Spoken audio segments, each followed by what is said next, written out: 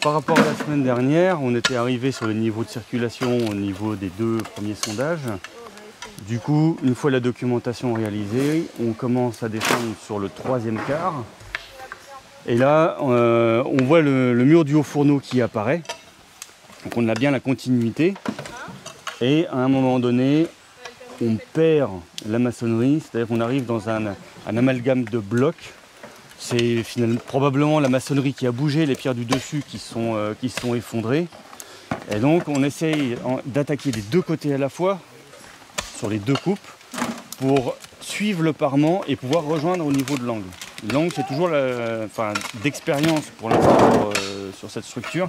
Les angles sont en général moins bien conservés, sans doute parce que c'est une zone de faiblesse. Et pour l'instant, on n'arrive pas à situer l'endroit où le mur, où l'angle du mur se situe. Donc là, en travaillant des 2 côtés à la fois, on va pouvoir trouver le parement, suivre tout le parement et descendre les niveaux d'effondrement. L'objectif d'ici demain, ça va être d'éliminer les niveaux d'effondrement et de faire l'injonction avec les 2 quarts qui ont été fouillés. Donc sur les niveaux d'occupation ici, qui sont relativement complexes et qu'on va ensuite fouiller en plan. Et de l'autre côté, on a un niveau de sol assez simple qui se lit très bien.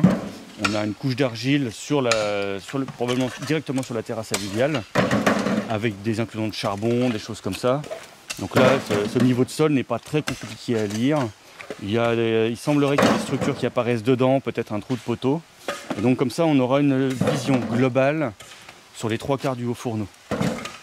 Et on pourra gérer la fouille des niveaux d'occupation de manière plus sereine et plus efficace que si on fouille sur des toutes petites zones où finalement plus on réduit la fenêtre d'ouverture, moins on peut comprendre parce que forcément on ne voit qu'une partie des choses.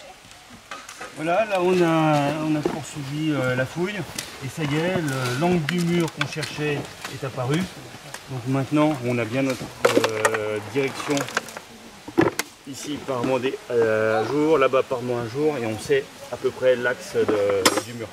Ce qui va nous faciliter les choses pour continuer le travail. Parce qu'à partir du moment où on a le parement, on peut suivre l'architecture et donc aller beaucoup plus vite dans la fouille des niveaux d'effondrement.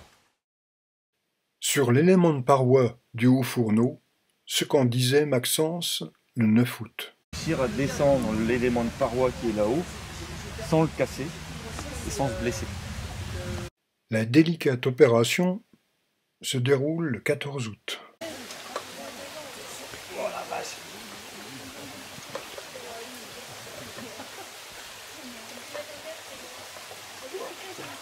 Là-haut ou pas?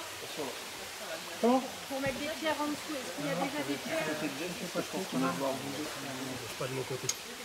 Est-ce que c'est possible de glisser les 2 bassins dessous là? Il faudrait repasser la sangle Là, dedans. il faudrait repasser ça, là, et venir comme ça, pour Il lever faut devant. que la chaîne passe dans les 2 sangles. On peut reposer. Maxence, Ouais. on peut profiter que c'est comme ça pour positionner les bastins. Et puis, je vais mettre le...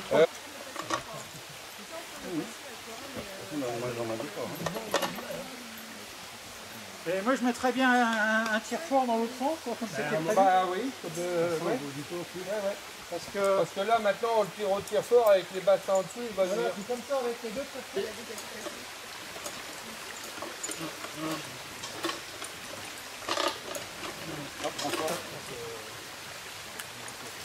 Ça donne quoi les planches? C'est bon, ça lui va. Attends, tu donnes le rythme à François pour baisser. D'accord. Vas-y, tu peux baisser un peu. On va le poser sur les planches. La planche. Ok, tu peux donner du mou, François? François. T'occupe pas des planches. Vas-y, pose-les dessus.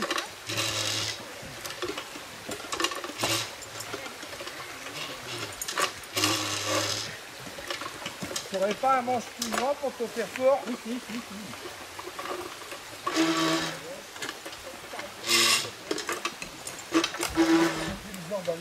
Et le tire-fort, ah oui, vous avez dit.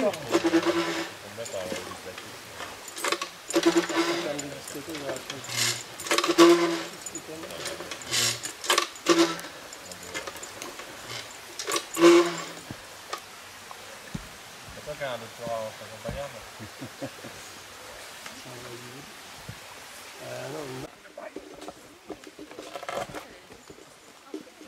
met le tire-fort ailleurs. Hein. Eh, Maxence, on met le tire-fort là-bas. Hein. Mettez calé là. Avec les rondins, on peut le faire avancer jusque-là. Hein.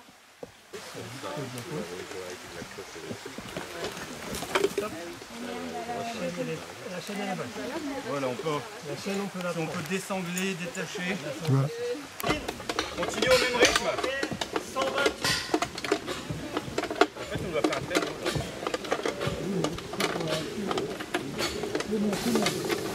François, un peu moins. Arrête-toi un peu. Jeff, continue, toi. Je dirais François. Bon, par contre, il faut le stabiliser Ouais. pour pas que ça tombe sur quelqu'un.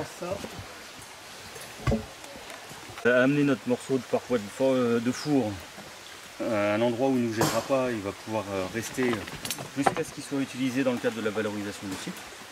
Ce qui est intéressant, c'est qu'on voit vraiment là l'impact thermique que le four a subi. Puisque toutes ces pierres qui sont là sont en fait liées à la terre, donc ne devraient pas être encore cohérentes, mais la terre ayant été fondue, vitrifiée par les hautes températures, tout ça fait un ciment qui a maintenu l'ensemble cohérent. Donc on a là une idée de l'impact thermique du haut fourneau dans la première partie, toute cette partie-là, là on est sur environ 40 cm, on a une vitrification de la terre.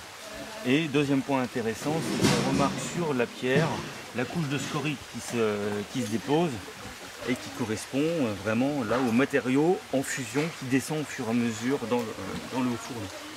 Toutes les altérations, là on voit bien que la pierre a éclaté, la température est encore plus importante ici par rapport à là, et la pierre a éclaté, complètement grise et fondue.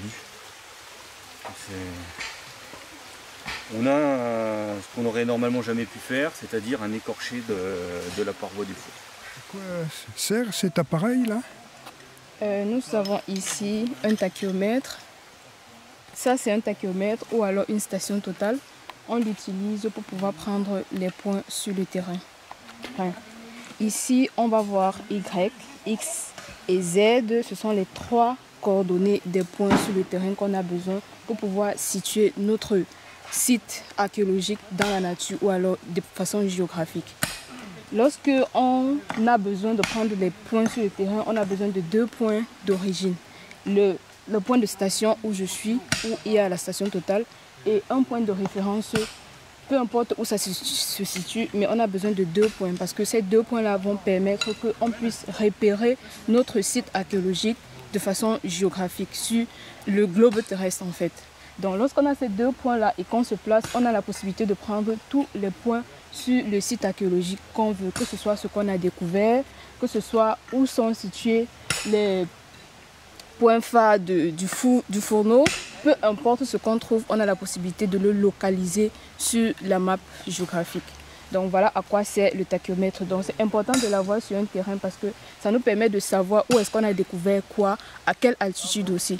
Et peut-être si l'altitude était trop basse avec cet appareil, on connaît si on était trop bas ou si on était trop haut en fonction des altitudes qu'on repère à partir de cet appareil. Donc voilà l'importance de l'appareil sur le terrain archéologique.